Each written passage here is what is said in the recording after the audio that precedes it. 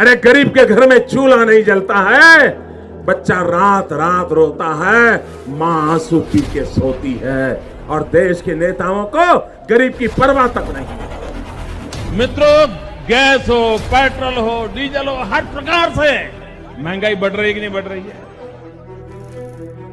भाइयों बहनों, मेरा मंत्र है, न खाता हूं न खाने दूंगा।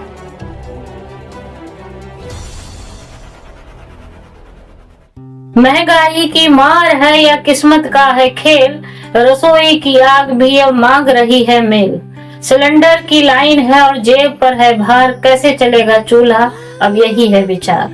आप चंगासी साथियों, आज हम एक ऐसे सफर पर हैं जहां उम्मीद और लाचारी के बीच की दूरी लोहे के ठंडे सिलेंडर से नापी जा रही है।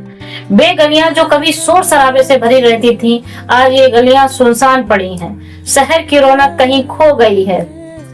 वो ढाबे जहां चूल्हों की गर्माहट और मसालों की खुशबू और मुसाफिरों की हंसी गूंजती थी, आज वहां ताले लटके हैं, सब बंद होने के कगार पर हैं। उन उम्मीदों पर ताले लग गए हैं जहां कुछ करने की, कुछ बनने की कुछ ख्वाहिशें थी। आज उनके साथ ही कई अन्य लोगों की जो उनसे जुड़े थे, उनकी उम्मीदें दम तोड़ रही हैं। सबसे बड़ा दर्द तब होता है जब कोई अपनों के लिए दर बदर भटकता है और फोन की हर घंटी से यही एक आस होती है कि शायद सिलेंडर मिल जाए, पर आवाज आती है सिलेंडर नहीं है। सब क्या देखना पड़ रहा है? अच्छा है मैं अंधा हूँ।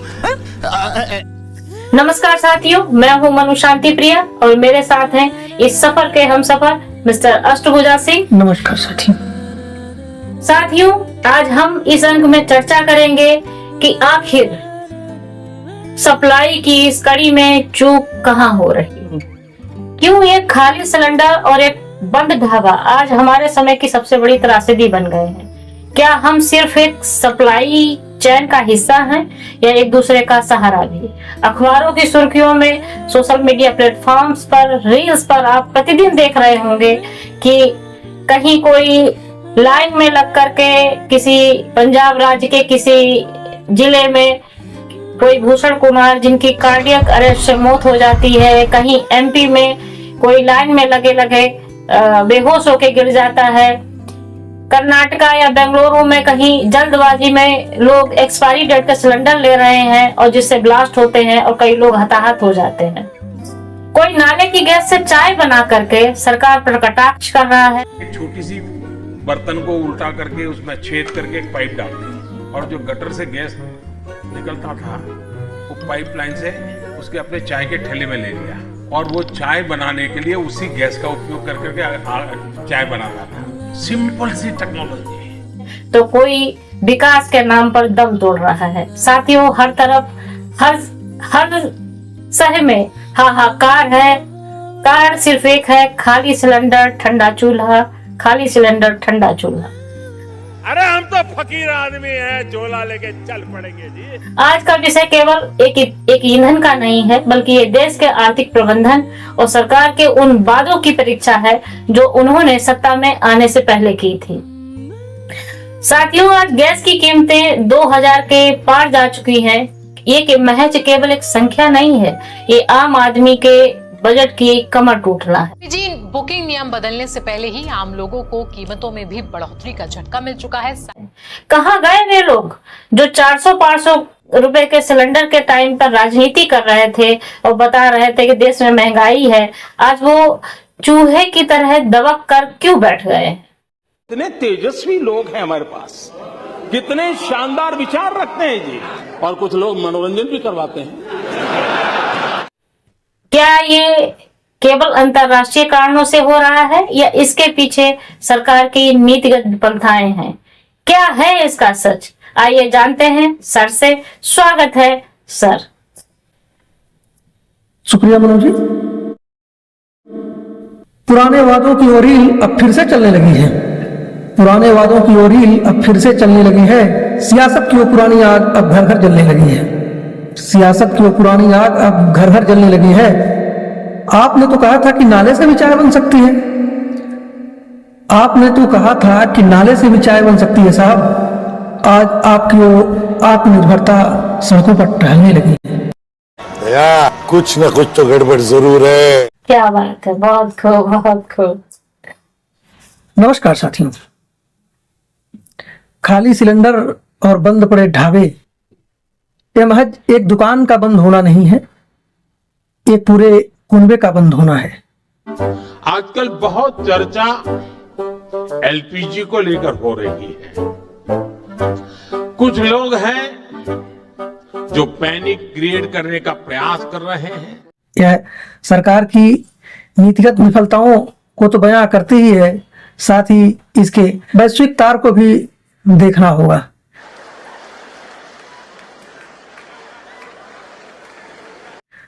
क्योंकि आज दुनिया के देश इस कदर एक तरह से एक धागे से जुड़े हुए हैं, डिजिटल धागे से, या जिसको इंटरनेट धागा कह दीजिए, और दुनिया ग्लोबलाइजेशन के दौर में उस मोड़ पर है कि एक गांव के रूप में तब्दील हो चुकी है। तो युद्ध चाहे रूस और यूक्रेन के बीच का हो या वर्तमान में चल रहे मिडिल ईस्ट में ईरान और इजराइल के बीच में हो, नाकाबंदी चाहे होर्मुज जलडमरूमध्य का हो या किसी देश या क्षेत्र में पहुंच के संदर्भ में हो, उस दर्द की चिंगारी भारत के हर घर के रसोई तक पहुंच गई है। इसे कोई अनदेखा नहीं कर सकता। नहीं लेने का, गाड़ी में बैठो आराम से, उन भेजो साले को, जल्दी भेज देना। हाँ, फिकर नहीं। ये वर्तमान समय एक ऊर्जा आपदा का रूप ले चुकी है, इसी गंभीरता से लेने की आवश्यकता है। और आपको बता दें कि भारत की अपनी अधिकांश एलपीजी आवश्यकताएं लगभग 60% आयात पर निर्भर हैं, और उस आयात के लगभग 80 से 90%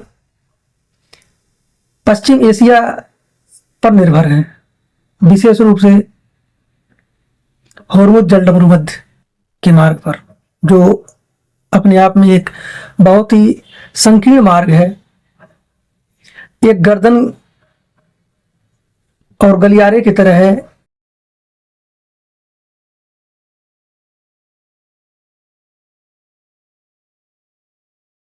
जैसे भारत में मुख्य भारतीयों के लिए नॉर्थ ईस्ट में पहुंचने के संदर्भ में सिक्किम और बंगाल के बीच में चिकन नेक गलियारा जिसे बोलते हैं, वही स्थिति होर्मुज जलडमरूमध्य का है, जहां से दर्जनों टैंकर चाहे भारत के हों या अन्य देश के फंसे हुए हैं, और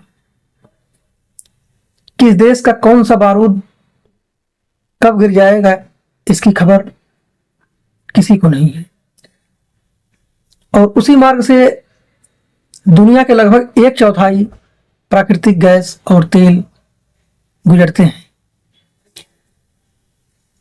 इन कारणों के साथ साथ भारत सरकार की कुछ नीतिगत विफलताएं भी हैं, जो वर्तमान एलपीजी संकट और क्राइसिस को रोक पाने में विफल साबित हो रही हैं। तू साला बहुत नीच आदमी रहे। सांप को देखा और तेरे को देखा तो पहला सांप को छोड़ के तेरे को मारना।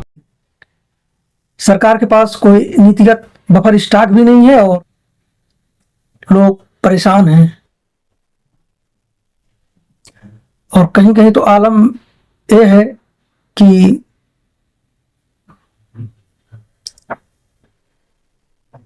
कुछ लोग लाइन में लगने की वजह से कार्डियक अटैक से मरने की स्थिति में पहुंच गए। वर्तमान समय एक ऊर्जा आपदा की स्थिति का रूप ले चुकी है, जिसको गंभीरता से लेने की आवश्यकता है। भारत आज अपनी एलपीजी आवश्यकताओं की 50 से अधिक फीसदी, लगभग 60% के आसपास आयात पर निर्भर करता है, और उस आयात का लगभग 80 से 90% मिडिल ईस्ट पर निर्भर करता है।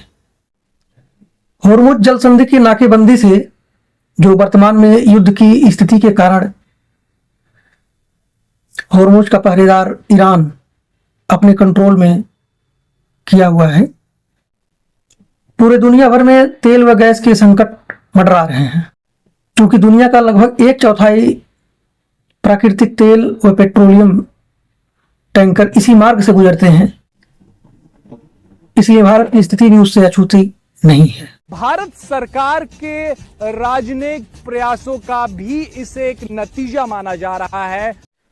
इस वैश्विक कारण के साथ साथ भारत सरकार की कुछ नीतिगत विफलताएं भी स्पष्ट तौर पर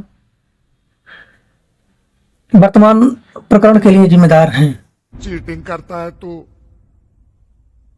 चीटिंग करता है तू। मसलन सरकार के पास एलपीजी के संदर्भ में कोई नीतिगत बफर स्टॉक का न होना, और जो उपलब्ध है भी वह पर्याप्त नहीं है, वो महज 2 से 1 हफ्ते के लिए पर्याप्त है। इसके साथ साथ सरकार के पास कोई ठोस इमरजेंसी क्रेडिट या सब्सिडी नीति भी नहीं है जिससे स्थिति को काबू किया जा सके।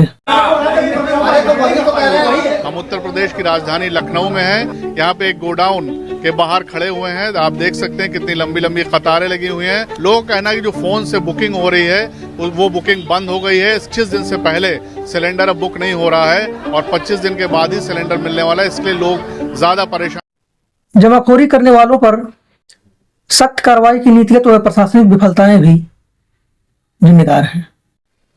इसके साथ सिलेंडर की कीमतों में कालाबाजारी की वजह से आई अचानक उछाल, जो सिलेंडर 800 या 1000 के मिल जाते थे, आज लोग उसे 3000 पर लेने के लिए मजबूर हैं। को रोकने के लिए सरकार के पास कोई मजबूत प्राइस कैपिंग तंत्र भी सक्रिय नहीं है। क्या बात है सर, क्या बात है सर, क्या बात, ये बात है। के अलावा इन परिस्थितियों में जब लोग पैनिक बुकिंग कर रहे हैं और अफवाह के शिकार हैं, चारों तरफ अफरा तफरी मची हुई है, इस संदर्भ में भी कोई सरकारी ठोस गाइडलाइन उपलब्ध नहीं है। हालांकि पेट्रोलियम मंत्री माननीय हरदीप सिंह पुरी ने बयान दिया कि लोग पैनिक न करें और सरकार के पास पर्याप्त स्टॉक उपलब्ध है। There is no shortage of petrol, diesel, kerosene, ATF और fuel oil. LPG production has been increased by 28%. लेकिन उनके ये बयान संसद की सीमाओं तक सिमट के रह गए और उस रूप में सामने नहीं आ पाए जिस रूप में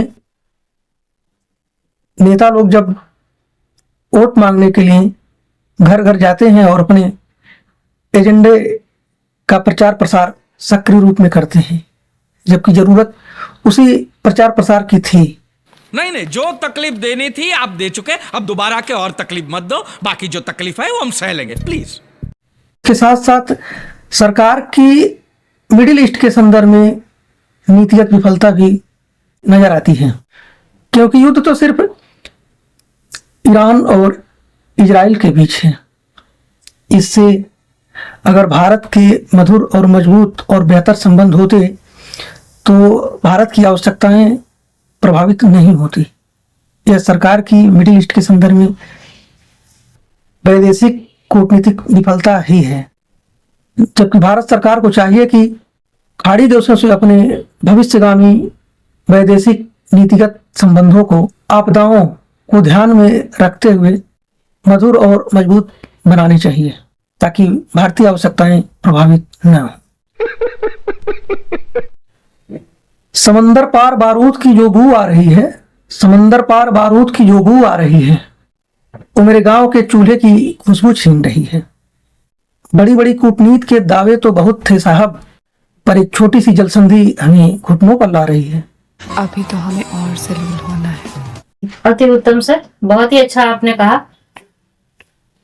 किंतु इन सारी परिस्थितियों में जनता का पैनिक होना तो लाजमी ही है।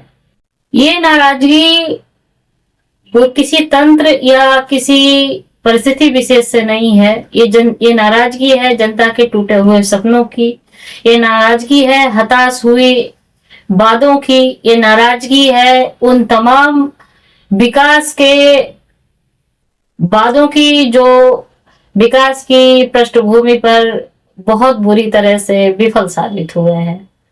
इसी बात को किसी शायर ने क्या खूब कहा है, कहाँ तो तय था चरागा हर घर के लिए और कहाँ चराग मैसर नहीं शहर के लिए। क्या बात है मनोज।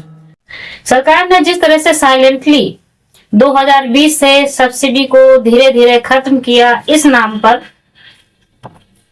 कि सब्सिडी सीधे खातों में आएगी, लेकिन वास्तविकता उसके बहुत दूर तक है। उज्ज्वला लाभार्थियों को 300 रुपए महीने आते तो हैं, किंतु कब आते हैं? जब वो 1100 से ज्यादा सिलेंडर पर खर्च कर चुके होते हैं। इन परिस्थितियों में अगर देखा जाए तो आम आदमी उन तमाम विसंगतियों का शिकार हो गया है जिन विसंगतियों को दूर करने के लिए ये सरकार सत्ता में आई थी। डॉलर के तुलना में रुपए लगातार कमजोर होता गया। वर्तमान स्थिति ये है कि रुपए 85 पार है और इसका भी खामियाजा सीधे जनता की जेब पे जाता है, उसकी कमर को तोड़ता है और उसको भरना पड़ता है। रुको जरा, सब्र करो, बोला धक्का बुक्की नहीं करने का, आराम से लेने का। हाँ, कभी महंगाई के रूप में, कभी किल्लत के रूप में और कभी बेबुनियाद से झूठे वादों के रूप में। सरकार ने सब्सिडी छोड़ो मुहिम तो चलाई कि उन लोगों से, मध्य वर्ग के उन लोगों से कहा गया कि आप स्वेच्छा से सब्सिडी छोड़िए। लोगों ने सब्सिडी छोड़ी भी, लेकिन वो सब्सिडी उन गरीबों तक, उन लाभार्थियों तक अभी तक पहुंची ही नहीं जहां पर पहुंचने का वादा सरकार द्वारा किया गया था। अभी भी आप देखेंगे कि यूपी बिहार के लाखों लाख परिवार ऐसे हैं जो इस मुहिम की वजह से अंधेरे की जिंदगी में जी रहे हैं। आज भी यूपी बिहार के लाखों परिवारों में से 25% परिवार भी ऐसे नहीं हैं जो दोबारा सिलेंडर भरवा पाए। दोबारा सिलेंडर भरवाने की सोचना भी उनके लिए एक बहुत बड़ी क्या कहना चाहिए, किल्लत की बात लगती है, क्योंकि लंबी लाइनें हैं, रिफिल की दिक्कतें हैं, सप्लाई की आपूर्ति नहीं है। इन तमाम समस्याओं के बावजूद स्थिति यह है कि गांव के लोग पुनः जिन धुएं और जिन चूल्हों के वादों पर विश्वास करते हुए जिन सरकारों के साथ खड़े हुए थे, आज पुनः उनको उन्हीं की ओर रुख करने की स्थिति आ गई है। ये सरकार के डिजिटल इंडिया जैसे या स्मार्ट सिटी जैसी योजनाओं का बहुत बुरी तरह से फेलियर दर्शाता है कि कहाँ तो हम बात कर रहे हैं डिजिटल इंडिया की, डिजिटल इकोनॉमी की और स्मार्ट सिटी की, और वर्तमान में एआई जैसी तकनीकी की और R&D की बात हो रही है, और कहाँ तो देश की आधे से अधिक आबादी भूखों सो रही है या पुनः धुएं की आग में जलने के लिए तैयार है।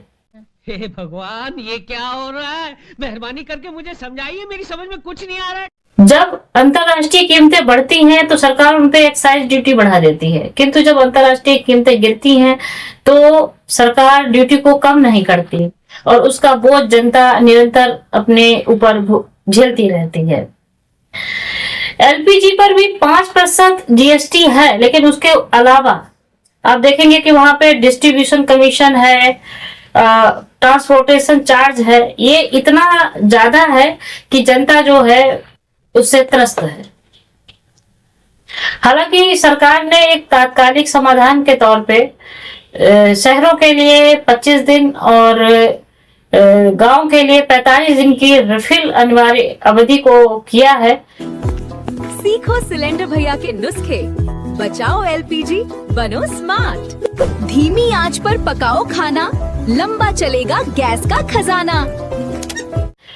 इसको इस रूप में देखा जा रहा है कि इससे जमाखोरी को हतोत्साहन मिलेगा और जमाखोरी रुकेगी, किंतु इसके बावजूद भी बुकिंग में देरी हो रही है, लोगों को सिलेंडर नहीं मिल पा रहे हैं। उसकी बड़ी वजह यही है कि आयात पूरी तरह से प्रभावित हुआ है और जो कि सरकार की नीतिगत विफलताओं को दिखाता है।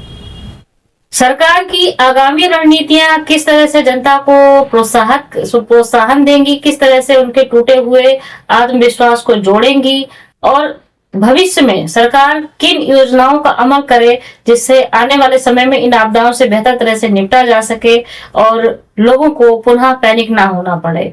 तो क्या विचार है आपका सर कि सरकार को किन आगामी नीतियों के बारे में जनता के साथ सलाह मशवरा करके आगे बढ़ना चाहिए?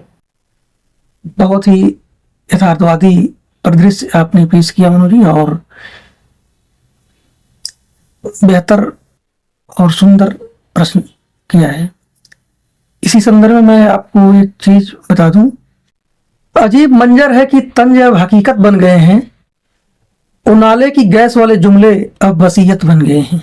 एक छोटी सी बर्तन को उल्टा करके उसमें छेद करके एक पाइप डाल दी और जो गटर से गैस निकलता था वो पाइपलाइन से उसके अपने चाय के ठेले में ले लिया और वो चाय बनाने के लिए उसी गैस का उपयोग कर करके चाय बनाता था। सिंपल सी टेक्नोलॉजी। सिलेंडर महंगा क्या हुआ कि लोग अब मजाक उड़ाने लगे हैं। हुकूमत के वो सुनहरे वादे अब अभी नसीहत बन गए हैं। बहुत सही, बहुत यथार्थ और जीवंत उदाहरण है सर। इन परिस्थितियों में हम आगे देखें तो हम कुछ ठोस समाधान सोच सकते हैं। इस विकट परिस्थिति में सरकार को चाहिए कि वह आम जनता को सबसे पहले धैर्य धारण करने की अपील करे और तात्कालिक रूप से आवश्यक गैस आपूर्ति को सुनिश्चित करे, कालाबाजारी को सख्त रूप से नियंत्रित करते हुए तथा अंतर्राष्ट्रीय स्तर पर संबंधों को, विशेष रूप से वर्तमान में जो पश्चिम एशिया में युद्ध चल रहे हैं और होर्मुज जल संधि पर नाकेबंदी बनी हुई है, भारत के पक्ष में अनुकूल बनाने की कूटनीतिक सक्रिय और सजग प्रयास करें। इसी संदर्भ में आगे बढ़े तो आपदाओं को ध्यान में रखते हुए कुछ ठोस और नीतिगत बदलाव की आवश्यकता है। मसलन स्रोत विविधीकरण पर ध्यान देने की आवश्यकता है, अर्थात सरकार को चाहिए कि एलपीजी पर निर्भरता को कम करते हुए बायोगैस और सोलर कुकिंग की तरफ बढ़े और लोगों को प्रोत्साहित करे, साथ ही इसमें निवेश बढ़ाए और जनता को कुछ टैक्स में छूट दे, विशेष रूप से तात्कालिक स्तर पर, और यूनिवर्सल सब्सिडी की जगह टारगेटेड सब्सिडी की ओर कदम बढ़ाए, जैसा कि सरकार पहले से ही यह प्रयास कर रही है कि टारगेटेड सब्सिडी की ओर आगे बढ़े। और मुझे लगता है कि यह एक उचित समय आ गया है जब टारगेटेड सब्सिडी की तरफ आगे बढ़े और कुछ खास वर्गों को चिन्हित करते हुए उन्हें लाभान्वित करे। और वर्तमान स्थिति जो देश में है गैस सिलेंडर को लेकर के, एलपीजी को लेकर के लोगों में जो अफरा तफरी मची है, ऐसी स्थिति ना बने। इसके अलावा खाड़ी देशों पर जो निर्भरता है उसको कम करने का प्रयास करे और उसके विकल्प खोजे, चाहे वो अफ्रीकी देशों से हो, रूस से हो या दक्षिण अमेरिकी देशों से हो। साथ ही जनता में इंडक्शन कुकिंग की तरफ रुख करने की अपील करें और इसके लिए दूर दराज के इलाकों में पर्याप्त बिजली आपूर्ति सुनिश्चित करने का प्रयास करें। एवं तात्कालिक समाधान हेतु सरकारें, चाहे वो राज्य की हो या केंद्र की हो, टैक्स में छूट देते हुए तत्काल राहत दें ताकि लोग इसकी तरफ आकर्षित हों। बहुत खूब अष्टभुजा जी। जंग के बादल छटेंगे, अमन की सुबह आएगी, अंतर्दृष्टि की ये मसाल आपको सदैव सच की राह दिखाएगी।